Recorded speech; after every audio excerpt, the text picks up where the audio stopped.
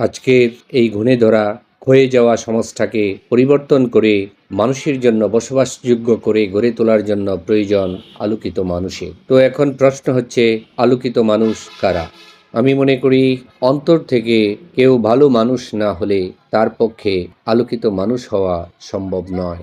সুতরাং আমি মনে করি আলোকিত মানুষের মধ্যে জ্ঞান, প্রজ্ঞা, সততা, পরোপকারিতা, বিনয়ী এবং সত্য সন্ধানের ইচ্ছাশক্তি থাকতে হবে।